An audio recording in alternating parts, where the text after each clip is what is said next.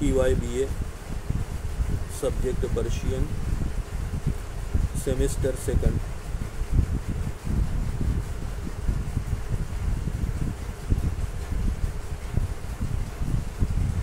دو 2013 pattern.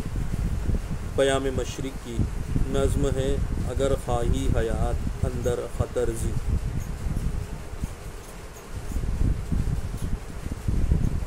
جس کا ہم اردو میں یوں ترجمہ کر سکتے ہیں کہ اگر تو حیات جاوید چاہتا ہے تو خطرات کے ساتھ میں زندگی گزارنا سیکھ لے. خطرات کا مقابلہ کر، خطرات سے گھبرا مت، بلکہ جواں مردی کے ساتھ، جواں ہمتی کے ساتھ خطرات کا مقابلہ کر.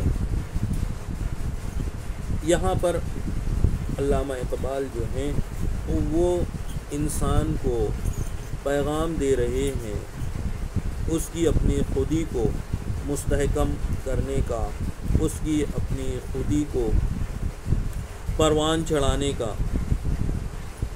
وہ یہاں پر کہہ رہے ہیں کہ جو شخص خطرات کا مقابلہ نہیں کرتا ہے، خطرات سے ٹکراتا نہیں ہے، اس کے اندر زندگی کا مقابلہ کرنے کی صلاحیت نہیں پیدا ہو سکتی ہے اور وہ اس دنیا میں کامیابی و کامرانی نہیں حاصل کر سکتا ہے. اس لیے اگر اس دنیا میں زندگی چاہتے ہو یا حیات جاویدہ چاہتے ہو تو پھر خطرات کا مقابلہ کرنا سیکھو. خطروں کے ساتھ زندگی گزارنا سیکھو. خطروں سے کھیلنا سیکھنا ہوگا، تب ہی تم اس دنیا میں ایک باوقار اور کامیاب زندگی گزارنے کے قابل ہو سکو گے. اسی چیز کو اقبال نے اپنے ایک ربائی میں بھی بیان کیا ہے جہاں پر وہ حیات جاویداں کا نسخہ بیان کرتے ہیں. آئیے دیکھتے ہیں اس نظم میں اقبال کیا کہتے ہیں. اگر خواہی حیات اندر خطر زی، غزالے با غزالے درد دل گفت، از این پس در حرم گیرم کنامے. غزالے ایک ہرن نے با غزالے دوسرے ہرن سے کہا، درد دل گفت، اپنے دل کا درد بیان کیا، اپنے دل کا حال بیان کیا. اور کیا کہا؟ از این پس در حرم گیرم کنامے، میں نے یہ فیصلہ کیا ہے، میں یہ چاہتی ہوں کہ میں حرم میں جا کر کے، بیت اللہ میں جا کر کے، کعبۃ اللہ میں جا کر کے، گیرم کنامے، وہاں جا کر کے پناہ گزین ہو جاؤں، وہاں جا کر کے گوشہ نشین ہو جاؤں، وہاں جا کر کے رہائش اختیار کر لوں. وہاں کی جو چراگاہ ہے وہاں پر اپنا آشیانہ بنا لوں، وہاں کی جو جھاڑیاں ہیں میں وہاں چلی جاؤں. یہاں پر میری زندگی کیا ہو چکی ہے؟ دشوار ہو چکی ہے. یہاں کی زندگی سے میں تنگ آ چکی ہوں یا میں تنگ آ چکا ہوں. ایک ہرن نے دوسرے ہرن سے کہا. اگلے شعر میں جو ہے اس کی وجہ بیان کر رہے ہیں اقبال کہ کیوں وہ ہرن اس طریقے سے کہتی ہے. بصحرا صید بندان در کمین اند بکام آہوان صبح نہ شامے. کیا ہو گیا ہے کہ صحرا میں زندگی دشوار ہو چکی ہے. صید بندان در کمین اند، یہاں پر جو صید ہیں، جو شکاری ہیں، وہ در کمین اند، وہ گھات لگا کر کے بیٹھے ہوئے ہیں، وہ شکار کے لیے چھپ کر کے بیٹھے ہوئے ہیں. وہ ہمارا شکار کرنا چاہتے ہیں، وہ ہماری جان لینا چاہتے ہیں۔ اس لیے میں مسلسل پریشر میں ہوں، میں مسلسل دباؤ میں ہوں، میں مسلسل تکلیف میں ہوں، ڈر اور خوف میں زندگی گزار رہی ہوں۔ اس لیے میں کیا چاہتی ہوں کہ اس جگہ سے نکل کر کے، اس جگہ سے ہجرت کر کے میں حرم چلی جاؤں، کیونکہ وہاں پر شکار کرنا منع ہے۔ اس لیے وہاں یہ جو ڈر اور خوف ہے وہ کیا ہو جائے گا؟ ختم ہو جائے گا۔ بقام احوان صبح نہ شام، اور ہمیں کیا ہے کہ یہاں پر صبح اور شام ہر وقت انہی لوگوں کا ڈر لگا رہتا ہے۔ ساری بات سمجھ میں؟ ہاں، ہم ہرنوں کو صبح سے لے کر کے شام تک یہ ڈر اور خوف لگا رہتا ہے کہ ہم جو ہے وہ کسی صیاد کے تیر کا نشانہ نہ بن جائیں، کسی صیاد کے جال میں پھنس کر کے اپنی جان سے ہاتھ دھو بیٹھیں گے۔ اس ڈر اور خوف کی وجہ سے میں یہ چاہتی ہوں کہ میں کعبۃ اللہ چلی جاؤں، چونکہ وہاں پر شکار کرنا منع ہے، اس لیے وہاں چین اور سکون کی زندگی گزار سکوں۔ امان از فتنہ صیاد خواہم، دل از اندیشہ بآزاد خواہم۔ میں یہ چاہتی ہوں کہ یہ جو صیاد ہے، یہ جو شکاری ہے، ان کے فتنوں سے میں امان چاہتی ہوں، میں چین چاہتی ہوں، سکون چاہتی ہوں، ان کے فتنوں سے بچنا چاہتی ہوں۔ اور دل از اندیشہ از آزاد خواہم، اور میں جو ہے یہ جو اندیشہ ہے میرے دل کے اندر، جو خوف ہے، جو دہشت ہے، جو ڈر ہے، اس سے آزاد ہونا چاہتی ہوں۔ ہر وقت موت کا خوف جو ہم پر سوار ہے، میں اس سے آزادی چاہتی ہوں۔ دیکھو، آدمی جو ہے موت سے نہیں ڈرتا ہے، لیکن جو موت کا خوف ہوتا ہے اس سے آدھا مر جاتا ہے۔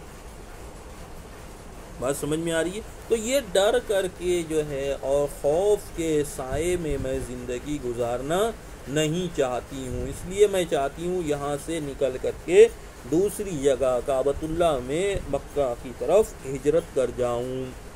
ٹھیک ہے، یہ بھی انسانی فطرت ہے، بلکہ تمام جانداروں کی یہ فطرت ہے کہ جہاں اس کی زندگی کو خطرہ لاحق ہوتا ہے وہ دوسری جگہ ہجرت کر جاتا ہے، بنسبت نسبتاً جو ہے محفوظ مقام کی جانب، جہاں اسے لگتا ہے کہ اس کی جان محفوظ ہے، اس کا مال محفوظ ہے، اس کی عزت و آبرو محفوظ ہے، اس طرف انسان یا تمام جاندار ہجرت کر جاتے ہیں۔ اسی فطری تقاضے کے پیش نظر یہاں پر جو ہرن ہے وہ دوسرے ہرن سے کہہ رہا ہے۔ اب دیکھیے کہ دوسرا ہرن جو ہے وہ اس کو کیا جواب دیتا ہے۔ ٹھیک ہے، رفیقش گفت اے یار خرد مند، اگر خواہی حیات اندر خطر زی۔ رفیقش، اس کے رفیق نے کہا، اس کے دوست نے کہا، اس کے ساتھی نے کہا، کیا کہا؟ ای یار خرد مند، اے میرے دوست، اے میرے رفیق، اے میرے ہم جلیس، اگر خواہی حیات اندر خطر زی، اگر تو اے میرے عقل مند دوست، اے میرے دانا دوست، کیا ہے؟ اگر خواہی حیات اندر خطر زی، اگر تو اس دنیا میں رہنے کا آرزو مند ہے، خواہش مند ہے، اگر تو اس دنیا میں زندہ رہنا چاہتا ہے تو کیا کر کہ تو خطروں میں اور مصیبتوں میں اور آفتوں میں اور بلاؤں میں اور مشکلات میں زندگی کو گزار۔ تو ان سے فرار مت حاصل کر، تو ان سے بھاگ مت، بلکہ ان کا ڈٹ کر کے، ان کا جم کر کے مقابلہ کر۔ کیوں؟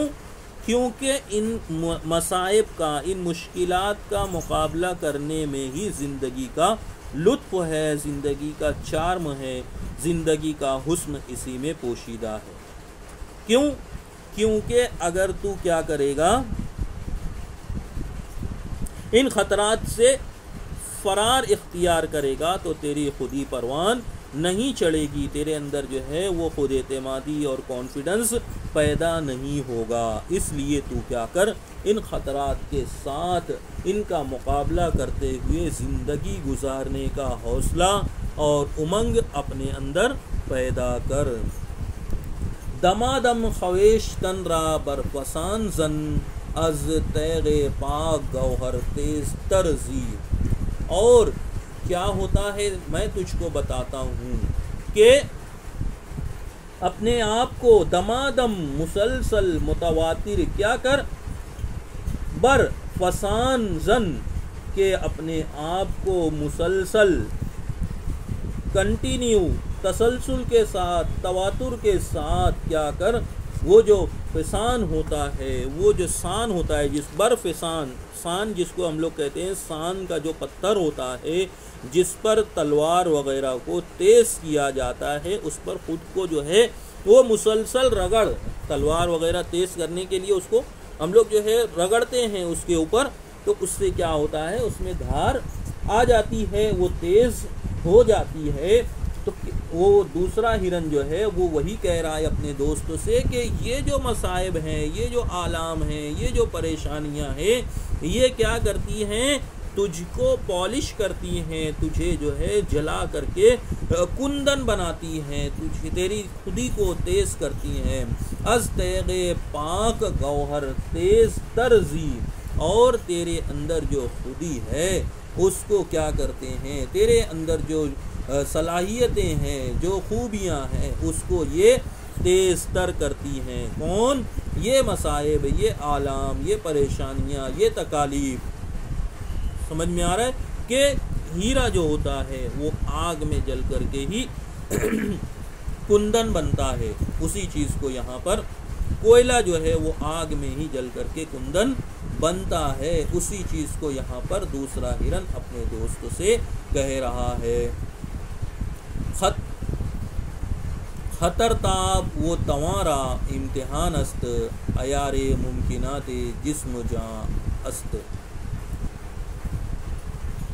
تو خطر تاب و توان را امتحان است، تو خطرات کے ذریعے سے، مشکلات کے ذریعے سے جو ہے اپنی ہمت کا، اپنے حوصلے کا امتحان لے سکتا ہے، اس کی جانچ کر سکتا ہے۔ یہ خطرات، یہ حالات، یہ مشکلات، یہ مصائب، یہ پریشانیاں، یہ تکالیف، یہ درد، یہ رنج، یہ علم، یہ کیا ہیں کہ تیرے اندر کی چھپی ہوئی صلاحیتوں کو باہر لانے کا کام کرتی ہیں۔ ٹھیک ہے، تیرے اندر کتنی ہمت ہے، کتنا حوصلہ ہے، کتنی جرأت ہے، کتنی بے باکی ہے، یہ جو ہے جانچنے کا کام کرتی ہیں۔ کون؟ یہ مصائب، یہ مشکلات، یہ پریشانیاں تیرے اندر کی پوشیدہ صلاحیتوں کو ابھارنے کا کام کرتی ہیں، تیرے اندر جو مخفی طاقتیں ہیں ان کو ابھار کر کے سامنے لانے کا کام یہ مسائل اور مشکلات کرتی ہیں۔ آ رہی بات سمجھ میں؟ ہاں، اگر یہ مصیبتیں نہیں آئیں گی تو تیرے اندر جو صلاحیتیں چھپی ہوئی ہیں، جو خوبیاں چھپی ہوئی ہیں، وہ کیوں کر سامنے آئیں گی؟ تیری خودی کیسے مستحکم ہوگی؟ یہ جو حالات آتے ہیں، یہ انسان کی یا جانداروں کی خودی کو مستحکم کرنے کے لیے، اس کی خودی کو پروان چڑھانے کے لیے جو ہے وہ آتے ہیں، اس کی خودی کو تیز کرنے کے لیے آتے ہیں۔ ٹھیک ہے، کیونکہ جب سونا بازار میں جاتا ہے تو اس کو کسوٹی پر پرکھا جاتا ہے، اور جب اسے کسوٹی پر پرکھ دیا جاتا ہے تب اس کی جو ہے وہ قیمت ہوتی ہے، اور اگر پرکھا نہ جائے تو پھر اس کی کوئی قیمت نہیں ہوتی ہے۔ ٹھیک ہے، عیار ممکنات جسم و جاں است، اور یہ جو ہے مصائب اور حالات اور پریشانیاں جو ہے انسان کو پرکھنے کے لیے، انسان کی آزمائش کے لیے آتی ہیں، اور جب انسان اس میں سے کامیابی سے گزر جاتا ہے تو پھر اسے عزت اور شہرت اور دوام نصیب ہوتا ہے۔ اگر کوئی ان حالات سے نہیں گزرتا ہے تو نہ اسے عزت ملتی ہے، نہ شہرت ملتی ہے، نہ دوام ملتا ہے۔ حالات سے گزر کر کے، مصائب کا جواں مردی کے ساتھ مقابلہ کر کے انسان کیا ہوتا ہے، وہ ایک ابدی زندگی حاصل کر لیتا ہے، حیات جاویدہ حاصل کر لیتا ہے۔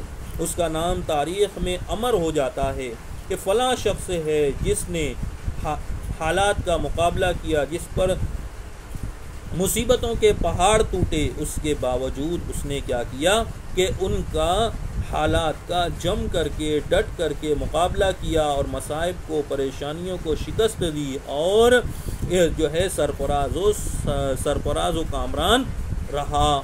اس طریقے سے اس کا نام تاریخ میں درج کر لیا جاتا ہے۔ لیکن جو لوگ مصائب کا، حالات کا مقابلہ کرنے کی بجائے راہ فرار اختیار کرتے ہیں تو پھر تاریخ میں ان کا کوئی ذکر نہیں ہوتا، یا اگر تاریخ میں ان کا ذکر بھی ہوتا ہے تو وہ اچھے انداز میں نہیں ہوتا ہے۔ اس لیے اے میرے دوست، اگر تو حیات جاویدہ چاہتا ہے تو پھر حالات سے، مصائب سے، مصیبتوں سے، پریشانیوں سے، خطرات سے ڈر مت، بلکہ ان کا مقابلہ کر اور ان کو شکست دے کہ قدرت جو ہے کسی کو اس کی بساط سے زیادہ اس پر بوجھ نہیں لادتی ہے۔ جتنا بوجھ تم سہار سکتے ہو، جتنا بوجھ تم اٹھا سکتے ہو، قدرت اتنا ہی بوجھ تم پر لادتی ہے، اتنا ہی بوجھ تم پر ڈالتی ہے۔ اے میرے دوست، یہ جو حالات ہیں، تیرے اندر قدرت نے ان حالات کا مقابلہ کرنے کی صلاحیت رکھی ہے، تب قدرت تجھے ان حالات سے دوچار کر رہی ہے۔ اس لیے تو ان حالات کا مقابلہ کر، ان سے راہ فرار اختیار کرنے کا خیال بھی اپنے دل میں مت لا۔ ٹھیک ہے؟ اس طریقے سے ایک دوست اپنے دوست کو ایک اچھا مشورہ، ایک نیک مشورہ دیتا ہے۔ یہاں پر یہ نظم مکمل ہوتی ہے۔